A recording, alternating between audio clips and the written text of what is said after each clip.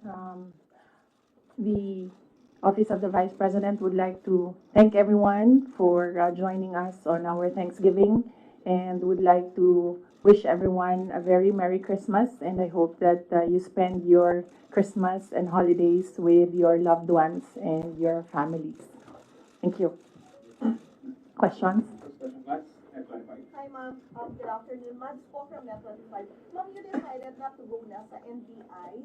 Though, in a statement kanina, sinabi naman ni Director Santiago na magiging pata sila sa investigation. What's your take on this po? Yes, ma'am. The lawyers presented me with options, and I asked them if I needed to go to the NBI for the subpoena, and then they said that I have options not to go. I can send a letter, I can send a position paper, I can send an affidavit. And so we decided that a letter will be sent to the NBI. And then with regard to patas, I don't think magiging patas itong investigasyon na ito dahil kung nakita nyo naman yung mensahe ng Pangulo na sinabi niya na ganitong kriminal na mga, sorry hindi ko maalala yung exact words na sinabi, pero sinabi niya ganitong mga kriminal na ageist. Sinabi niya ganitong mga kriminal na gawain na hindi ko palalampasin. So, makita na natin, no, the pronouncements of the President, meron ng bias doon. And kung nakita nyo rin yung interview ng isang USEC ng Department of Justice, sinabi niya, a threat is a threat. Well, if you're a lawyer, you would argue na no, there's several kinds of threats. But nakita nyo na doon pa lang sinabi na niya kung ano yung position niya. At as a USEC of DOJ, we expect that that is the position of the Department of Justice. So kahit pa man pumunta ako doon, hindi ako pumunta doon, we believe, and I believe, that we, meaning the lawyers and I, believe that cases will be filed. So kahit pang sabihin nila na merong investigasyon, sa simula pa lang, nagdesisyon na sila na mag-file sila ng cases. Ma'am, clarification lang. Nabanggit niyo po, nagpadala kayo ng letter. Aside from that, magbibigay po ba tayo ng affidavit or statement po? Hindi na.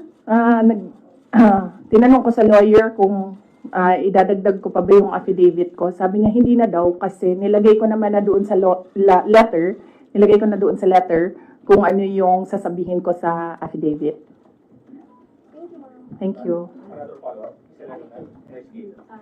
Good afternoon, Ma'am Celerina Montes from NHK. You have mentioned that there are already biases on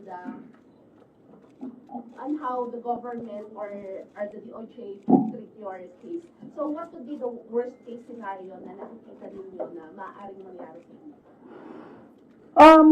Okay. Ang worst case scenario, thank you, Ma'am Sel. Ang worst case scenario na nakikita namin is removal from office, impeachment, and then patong-patong na mga kaso, multiple cases to be filed, which the lawyers already told me to expect as well. That is why I just decided not to go to the NBI because clearly the pronouncements of the President and the USEC of DOJ point to cases to be filed. So parang may nag-raise before that it could be like a violation dun sa anti-terrorism law and plunder, which are non-bailable offenses. So could that be part of the worst case scenario na hindi kayo i-arrest kayo just in case and no bail? Yes, that could be as well. That is a possibility, ma'am, for cases that are without bail. And as I said, when I read the subpoena, I read there it was for grave threats. na hindi naman grave threats yung ginawa ko under the revised penal code, and it was for anti-terror law. So napaisip ako, bakit anti-terror law ang iniimbestigahan nila. And then, it's not the first time that I've heard of the anti-terror law used against a person. So the first time I read about it, they used it against Congressman Arnie Teves. So I inquired about what happened in Negros. So I was told, yun nga, there was a red notice, there was a AMLAC, freezing of assets, money, there was, well, a warrant of arrest, yes. And very recently, I read again the law, and then I found there that there is a provision there, removal from office. So on that point, it's still kumbaga an avenue, I think, that they're pursuing to remove me from office. Follow-up question, Joanna. Good afternoon, ma'am. Yes, ma'am. So you mentioned that there is a possibility of of them coming to arrest you. Have your lawyers briefed you on what to expect in case they do come? And will you allow yourself to be arrested, or will you, because there have been others who have fled, will you want to face people, face the law enforcers who will arrest you, or will you also try to not get arrested?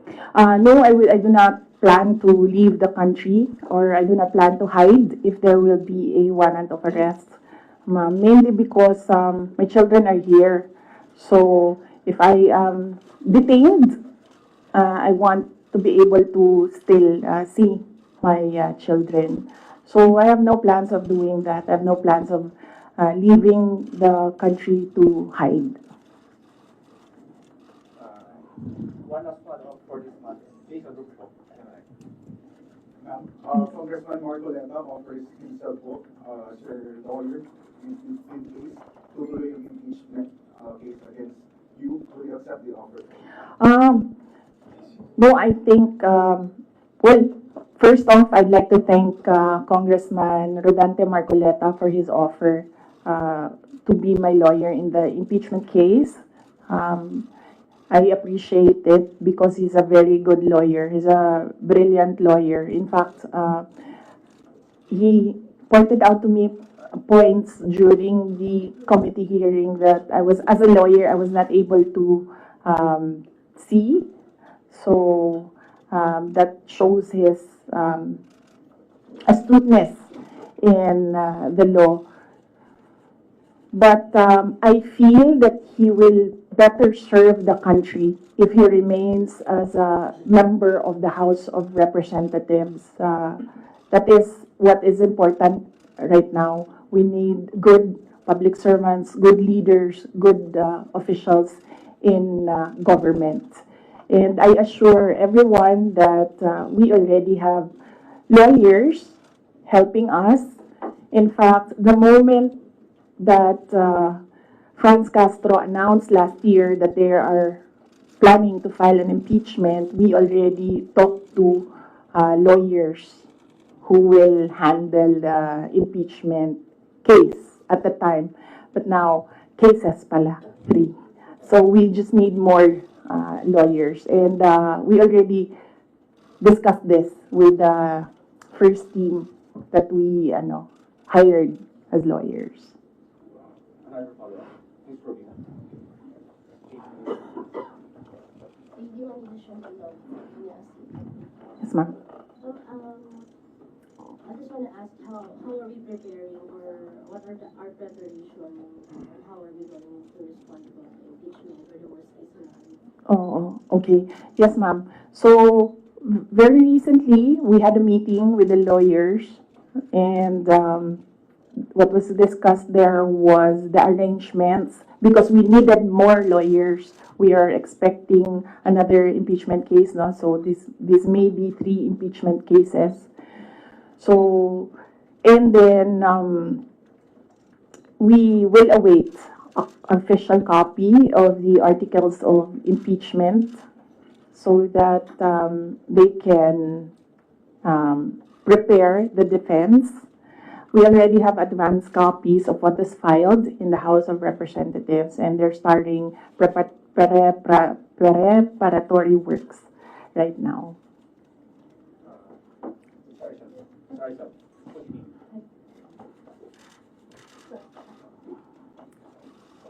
Ma'am, most of your allies or former allies have changed positions or changed, their sides. How do you feel right now? And if, for example, the impeachment comes through, are you confident with the numbers both in Congress and the Senate? No, we're not confident with numbers, ma'am, because impeachment is a legal process and a political activity. So we are confident with the legal aspect of the impeachment because all the lawyers that I asked to review the initial draft of the impeachment complaint really said that this is not, well, they would say it's not an impeachable offense and this is not an actionable offense, things like that, lawyer talk. But with regard to politics, that is a different matter altogether. So we do not know what will happen with that. Feel that you're changing sides at this very moment or even before? Well, that's politics. They always say that there are no permanent friends and enemies in politics. So it really depends on the person, no, on the politician, what path he will choose. MC Reyes. Hi, ma'am. Related to the worst case scenarios. Yes. The House of Government Committee said that they are eyeing the possibility of filing plunder, technical malversation, and falsification charges, among others, against you and several other officials of the OVP and formerly with the DepEd in relation to the alleged misuse of the confidential funds. Have you discussed this already with your legal team, with any of the lawyers, and what can you say that it's a very heavy case plunder? Yes. Yes, oo. We have an inventory of possible cases to be filed because right now it's only the 2 impeachment cases that are filed with the House of Representatives. All the other cases, we have a list, we have an inventory, and we have lawyers assigned for each case. Usually cases that are similar, we assign it to one lawyer. And then other cases, we assigned it to other lawyers so that we ensure that all the cases have lawyers focused on each case. Another follow-up. Ganito po ba? Dennis Camilo po from Bongo Radio Philippines. Ma'am, na-consult niyo na ba yung family niya about this? Dahil kanina nabanggit niya tungkol sa mga lawyers about sa family. Si PRRD, nakausap na po ba ninyo? And ano yung payo po sa inyo? Hindi pa kami nagkausap ni dating Pangulong Rodrigo Duterte. I expect na magkikita kami as usual sa December 24 sa bahay ng mother ko. Likely, baka doon namin mapag-usapan yan kung man mapag-usapan namin dahil madalas kasi kapag nagkasama-sama yung pamilya, lalo na pag nandyan yung mga apo, ay yung mga apo yung pinag-uusapan ng pamilya.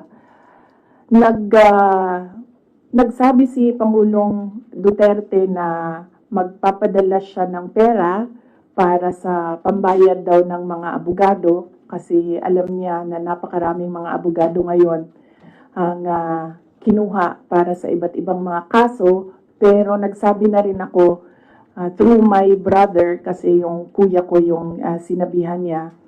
Nagsabi ako na wag na lang siya magpadala ng pera dahil nakapaghanda naman na kami para sa impeachment case. Kasi yung sinabi niya impeachment case, sir. So sabi ko, nakapaghanda kami sa impeachment case.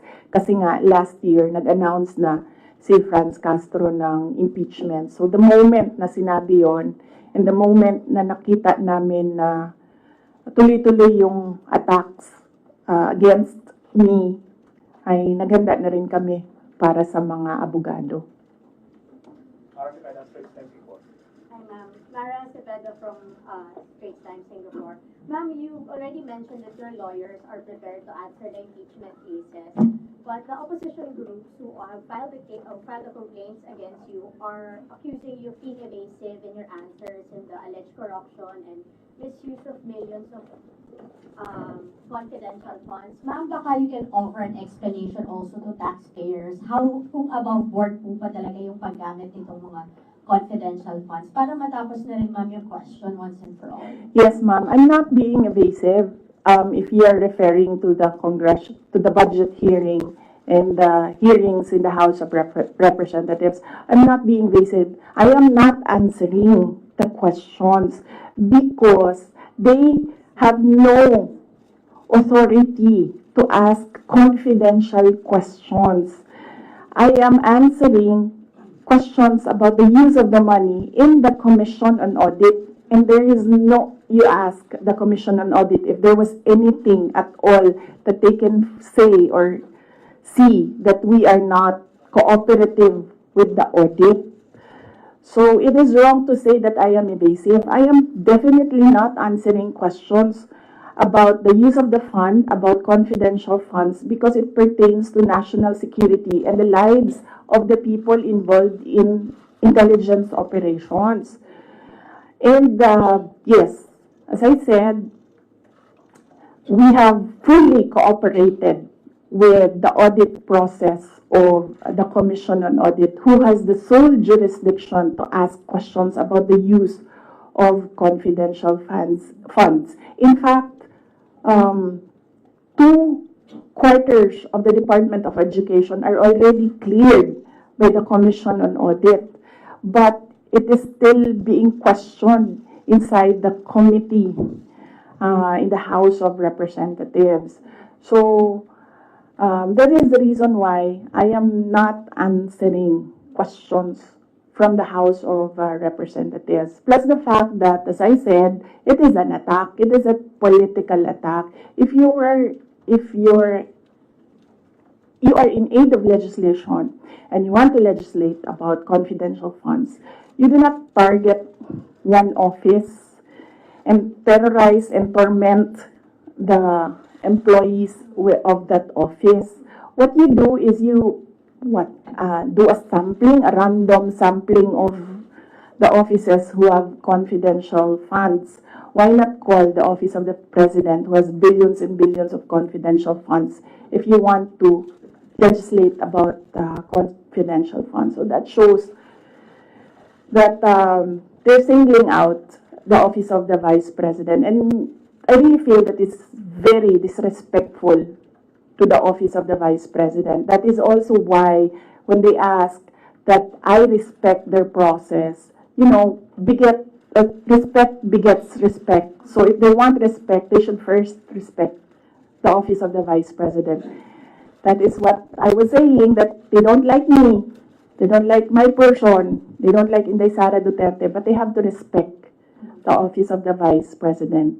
So if they want to investigate confidential funds, they don't single out one office. I understand, ma'am. VP, just a follow-up. As it yesterday or the other day, the House also alleges that over 400 names na nag-cite with acknowledgement receipts. Again, on the issue of the confidential funds, wala daw pong records at the BSA. Ma'am, you can offer an explanation because we know that this is a legal proceeding, pero pinag-uusapan po siya ngayon, ma'am, sa bahay ng bawat Pilipino. Kaya explanation if this is above board or bakit wala silang birth certificate, ma'am. No, I will not explain. I will not give an explanation because it will entail that I explain intelligence operations which will compromise officers who do intelligence operations. It will really compromise how they work. So no explanation will be given to the members of the House of Representatives. One final follow-up for me, ma'am. Then what's your response to accusations that an office like the DepEd and the OVP have no jurisdiction naman to have these confidential funds that are spent for national security? Well, the confidential funds was the first transfer of confidential funds was from the office, from the contingent funds to the office of the Vice President, and this was approved by the office of the President. The next year confidential funds was 2023. We submitted it to the Department of Budget and Management. It was approved by the Department of Budget and Management, and therefore it implies that it was approved by the Office of the President because it was included in the National Expenditure Program, the NEP. So, and then it was approved by Congress as well. The only reason why we did not use the confidential funds in the fourth quarter for both offices because I was already flagged by a friend inside the House of Representatives that they will attack you using confidential funds. So yes, it was duly approved by the Office of the President and both houses of Congress as well as because it was included in the General Appropriations Act. So it was not, we presented it, we defended it, they approved it. We used it, and then the question on utilization is under the Commission on Audit. That is how the system works. They cannot use or they cannot twist the system according to their personal interests. Really, all these circumstances and events happening surrounding the office of the Vice President is a race to the presidential election in 2028. Unfortunately, they are attacking the office as well. So, dyan ako medyo, and the personnel of the office of the Vice President. So, dyan ako medyo pumapalag. Wala namang problema kung atakihin ninyo ako. Kasi politiko naman talaga ako. Pero may problema ako pag inatake yung opisina at yung mga kasamahan ko dito sa opisina ng pangalawang Pangulo na nagtatrabaho lang. Next question for Al Jazeera. Yeah, good afternoon, Madam. Good afternoon, Madam Vice President. I'm just going to pick up on Mara's line of questioning. You said, and I understand your explanation about these confidential funds haven't been approved by several layers in the government. But maybe just to go back to the basics, if you can explain to ordinary Filipinos why the Office of the Vice President needs confidential intelligence funds. Okay. Yes. For the Office of the Vice President, it's not the first time that the office was granted confidential funds. During the time of Vice President Binay, the office was already given confidential funds. The confidential funds we use in relation to our work and national security. All the projects and the programs of the Office of the Vice President target poverty alleviation. There is a direct correlation between poverty and national security. So what we do is we want to target the areas where we put our projects so that we achieve peace and order, security. So we don't want to our projects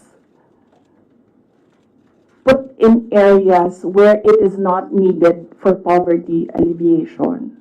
So we want to prioritize the areas. And the only way to do that is to use confidential funds to purchase information.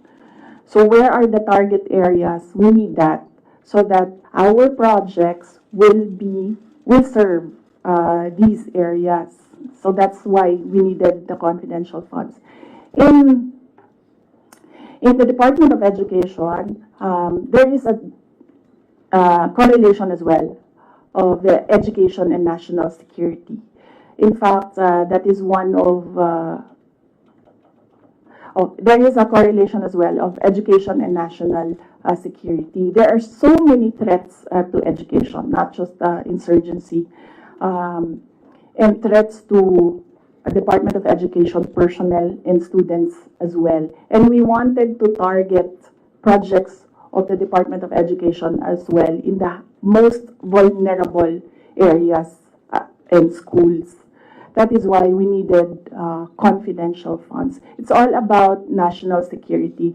And the position of the Office of the Vice President and the Department of Education is that national security is a holistic concept. It's not just one, like territorial defense, sovereignty. No, national security is about food security. It's about quality of education. It's about poverty alleviation and everything else that we need to do as a country to get us out of this poverty rut. But you are in the NTF-LCAP, so couldn't have your offices work with the NTF-LCAP as well as other government agencies that actually have national security mandates? In the NTF-LCAP, they are only about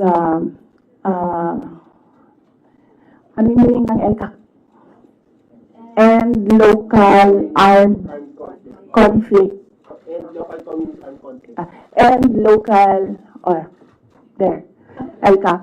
So that is very specific to that local conflict and communism. So as I said, the projects and the programs of OVP target poverty alleviation, and there's so many factors affecting poverty. And there are so many threats to education, not just insurgency. But there are also other government agencies with national security mandates that you can work with, your offices can work with. Yes, that is true, but we work far faster if we are allowed to purchase information and target our projects immediately on the certain school or certain barangay or certain municipality. We move faster if we can target our projects. Okay. Going back to the confidential funds, that was also about confidential funds, but the names that are being verified by the Philippine Statistics Authority, I know you said that you can't explain because they're confidential in nature, but maybe just a yes or no, because other names have cropped up. Aside from Mary Grace Piatos, we have Shippy McDonald, Fernando Tempora, Carlos Oishi, Raymunda Nova.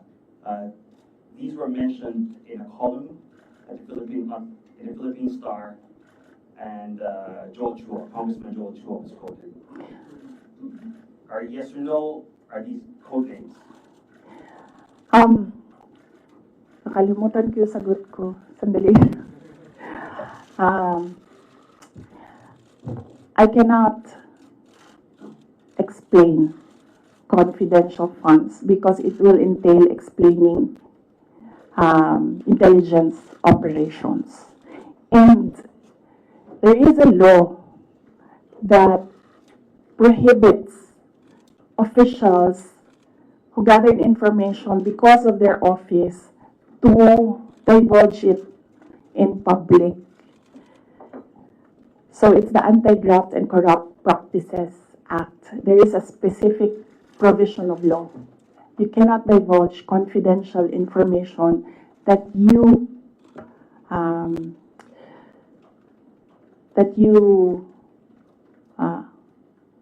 received while in office. So you won't even say these are No, that's because code names. that will add to cases that may be filed against me. One last, sorry. Yes. Why the choice of a letter submitted to the NBI instead of an affidavit? Wait, hold on. I can answer. I can give you a very short answer with regard to ARs.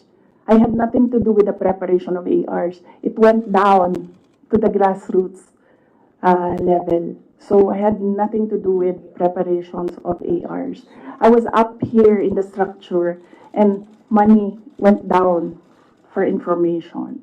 So you have no knowledge why all these names were used in the acknowledgement receipts? In the first place, we do not even know if these are ARs which came from DepEd or OVP to COA, because there's a chain of evidence supposedly. In law, there's a chain of evidence, handling of evidence. So right now, nobody can really answer that because nobody knows if these ARs are true. Because we don't know if it came from us. That's what they're saying. That's what they're alleging. Yes, that's what they're Came saying. from the OVP submitted to COA. Yes, but there is a legal process in the custody of evidence. So right now, we really cannot say if the ARs came from us. Because the ARs that are with us has not been checked with the ARs that are with them. You're denying that the ARs came No, from I'm just saying that we do not even know if the ARs with us are the ARs that are with them. Because the ARs from the field, going to the office, going to COA, that's not how you do legal work. It's not how you do legal work. There's a very stringent process in evidence. That is why even if there is no law prohibiting a person from divulging confidential information, person cannot answer that because we do not know if that paper that they're holding was the paper that came from the OVP and DepEd. Because there was no marking of exhibits. That was what I was telling Congressman Chua. You cannot ask the OVP personnel to say yes or no to an exhibit that was not marked as real and true, as correct, and as a faithful reproduction of the evidence of the office. So would your offices then be willing to certify? No, because there is no question about that from the Commission on Audit. It's only a congressman saying that this paper and asking what is this paper about. There is no case, and that is to ask that about the paper is the sole jurisdiction of the Commission on Audit. Okay. So then if the Commission on Audit asks, That is what I was saying. We have been fully cooperative with the Commission on Audit. Everything that they asked for, we submitted. That is why there was a partial disallowance only.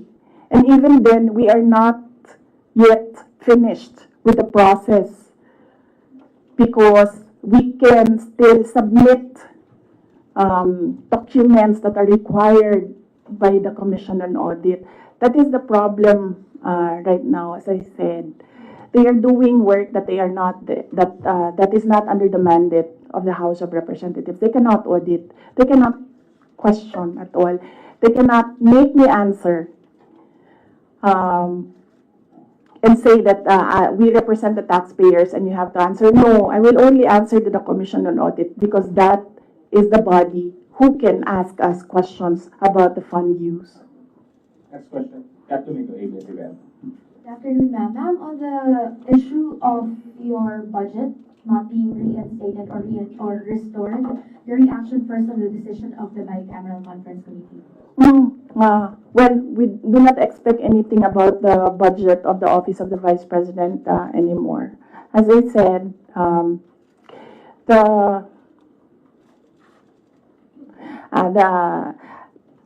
before I was saying that I am not the problem. I've been saying that I am not the problem. The problem of the Philippines is kahirapan, kagutuman, corruption, and all the other peace and order issues. But it is clear right now that they consider me as the problem already. So I will not help them solve the problem. Ma'am, a follow-up question. It's nearly January already. Your office will be filing a new budget request for 2026. How much do you intend to ask from Congress for 2026? We've not discussed that. We need to wait for the budget call because the budget call outlines the rules of your proposal for budget for your office. So we need to read the budget call before we can sit down and discuss a budget proposal for the office of the Vice President. Ma'am, but top of mind, are you still considering to hike the 733 billion, or will you be happy operating on the same expenses in 2026? I cannot answer that because there are rules. They usually put conditions in the budget call, and we really need to read the budget call to draft a proposed budget. Ask the questions. Just to follow up on the budget, in the previous interviews, you said that you cannot give a definite answer on what will happen with regards to your satellite offices, given that the budget was not final at that time. But given that the BICAP already decided not to reinstate your original proposal of 2 billion, what will happen to your satellite offices? There are around, I think, 10 satellite offices across the country. Yes. We have to see if we can continue with the projects that they are implementing. We need to see if the projects are still there, and then if they can still implement the projects. So that is something that we have to discuss with the Execom of the Office of the Vice President. Nandun po ba yung possibility of shutdown? And then ano po yung nasabihan na po ba yung mga affected personnel just in case na magsha-shutdown nga itong mga satellite offices? Galing sa central office ng Office of the Vice President, wala kaming sinabi sa kanila. Pero since nababasa naman nila sa media yung nangyayari sa budget, I am sure that they are preparing themselves as well. Good afternoon, Christian. Ma'am, it was mentioned before na po-pull out yung security nyo at papalitan. Meron na po bang update dito? Tsaka sumulat po ba kayo sa your Yes, wala pang update doon sa pull out and replacement. Nag-aantay kami sa Armed Forces of the Philippines kung kailan nila gagawin yon. Yes, nagpadala ako ng letter sa Chief of Staff ng Armed Forces of the Philippines. Meron lang akong mga nilatag doon na mga requests. Pinakauna doon is hindi na kami tatanggap, hindi na ako tatanggap ng replacements. So kung magtanggal sila, hindi na nila i-replace. Iwan na lang nila kung ano yung maiwan. And kung wala mang maiwan dahil tatanggalin nila lahat, I already said that I will seek security arrangements outside of the Armed Forces of the Philippines already. Parang private na, mag-outsource na kayo. I mean, kasi normally naman, di ba, pag Vice President, may naka-designate dyan from the AFP, from the PNP. So, dahil nga, yun nga, may pull out, and so, ang plano nyo para mag-outsource pa lang kayo? Yes, we are exploring private security services. Yes. So, my husband, ma'am. Huh? Would that be construed as a private? No, because there are professional security services. So that's not considered as a private army. And I do not know if these individuals are allowed to bring guns. So that makes them less of an army, ma'am, kung wala silang baril. Hindi ko alam yung sa professional security services. But that is one option that we are preparing for in case there is a pull out of the entire security detail from the Armed Forces of the Philippines. Initially, I asked my husband, and then he said that he'll make arrangements. Out of pocket, ma'am. How much are you estimating for that? wala pa kaming ano, we have not requested for proposals yet from service providers. We have not requested a proposal yet. So, but I think only Filipino organizations or agencies are allowed that kind of service within the Philippines. I think, Mama. I do not know. But I know that they are Filipinos, yes. Do you feel secure? No, I don't. Children? No, ma'am. No. But no, I do not feel secure. As I said, that there's always been bias because when we see, say for example, DOJ, iniimbestigahan nila yung PRESCON, pero hindi nila iniimbestigahan kung bakit kami umabot doon sa PRESCON na yon. Iniimbestigahan nila ang threat ko, no, pero they've not ever investigated threats against me, which are all documented, but we do not give them the information because we don't trust them at all. That's two questions right there for you. Ma'am, kasi sabi po nila mga congressman po, ma'am, kasi parang contrived lang daw yung threat ninyo. Parang it's just an imaginary threat. Like for example, si Asidre nagsabi na imaginary daw yung threat ninyo, unlike doon sa sinasabi na threat daw, yung inyong threat to the First Family and Speaker Romuald. So what's your take on this po? Kasi parang dinidismiss po ng mga congressman na kayo po ay nagkaroon ng threat sa inyong buhay. Parang sinasabi nila, hindi naman, parang imaginary lang yung threat ni Vice President as opposed to sa sinabi niya doon sa press conference. What's your take on this po? Yes, we have documents, sir. We have screen caps, we have photos, we have police blotters, we have everything on file. But I never talked about it before because I felt na it was part of my job as Vice President. You get that? Aba? So, and it does not affect my work. So, all the more that it was inconsequential for me at the time. But right now, seeing that they are picking out words that I said and making a case out of it and saying that these are threats. So I think they should start with, where is this coming from? That is the question that they should ask themselves. But I don't think they'll ever ask that of themselves. So we'll just move on to the cases and the impeachment and whatever will come in the new year. Do you regret saying or making such threat to the President and the First Lady and the Speaker? No, ma'am. Buti na yung alam nila, ma'am, na pag namatay ako, hindi talaga ako, I will not die in vain.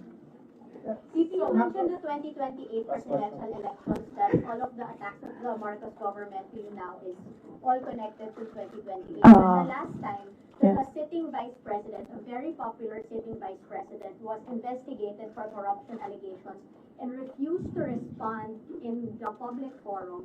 Natalo po siya sa elections, and I'm referring to former Vice President Judge Marbinay. Ma'am, are you concerned that your enemies would be able to turn public opinion against you and it will hurt any potential plans of you running for president? You're leading surveys as earlier. I've not seen the recent surveys, but yes, that is what they are trying to do, turn public opinion. That is the strategy.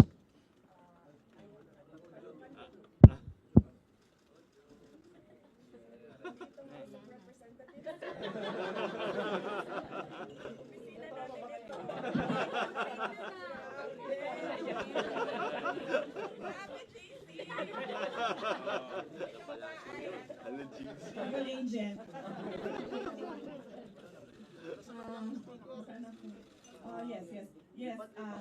But I am not. Yung mga mic dito.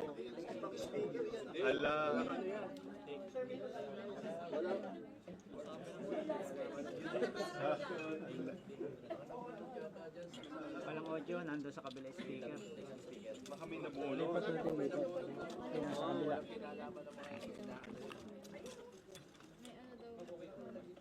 Oh, there. Yan na. Dito na ako.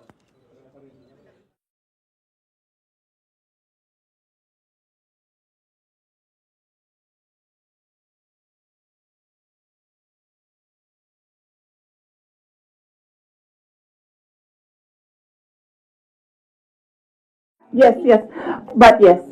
So, yes, that is what they are trying to do, turn public opinion. That is a common strategy in politics, black propaganda, and everything. Will it hurt my chances? I'm not yet a candidate.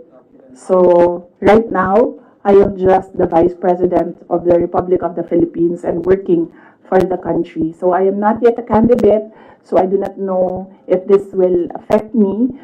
Maybe my decision in 2026 will consider what is happening right now, but I cannot really say with finality what will be the considerations for me to decide to run for president. As I said, just give me the last quarter of 2026. I think that is the best time for any presidential candidate to decide to run. Ma'am, pero isip po, ma'am, kasi ito, lumalabas yung keyword ngayon, binibinay. Para kayo ginagawang binay yung task for former Vice President J.J. Marbil. You think po, ma'am, binibinay kayo ngayon kasi malakas kayo ngayon this survey and possibly tinutukod nila kayo para mawala yung political clout ninyo sa 2028? Yes, oo, yan naman ang sinasabi ko eh. It's all, these are all political attacks. From the attack from the left on the confidential funds, the meeting with the Speaker of the House of Representatives, and the attack on the budget, and the other attacks that you see in social media. So these are all directed to remove me from the race, yes, and then of course remove me from office. Ay, that needs a sit down. Ay, naku. O talaga. Sasabihin ko sa'yo, you know, paano ko nalaman na gusto ni, na plano or gusto ni Martin Romualdez na mag-president? Ay, naku. Halaga. Sasabihin ko sa'yo. And it is personal knowledge. Kasi narinig ko talaga. I was there. So, kaya alam ko sa simula pa lang, nung narinig ko yun, okay. Wala lang din sa akin yon. Kasi lahat naman pwedeng tumakbong presidente. Diba? Ang hindi ko lang in-expect, yung gagamitin mo yung buong gobyerno para sirain yung isang tao. Yan din. Kailangan magdesisyon ng taong bayan. Gusto niyo ba ng Vice President Martin Romualdez? Yan ang tanong. Kasi, yan naman kasi talaga yung plano niya. So, kailangan mag-decide ng taong bayan if you want somebody sitting there na hindi ninyo binoto. Are you determined to stay as Vice President? Ma'am, are you determined to stay as Vice President? No, I'm at peace. I'm at peace with whatever happens to me. I've already accepted that whatever happens to me, that will be God's purpose for my life. So I am at peace staying and finishing my term because that is my contract with the Filipino people, and I am at peace going if I will be removed from office.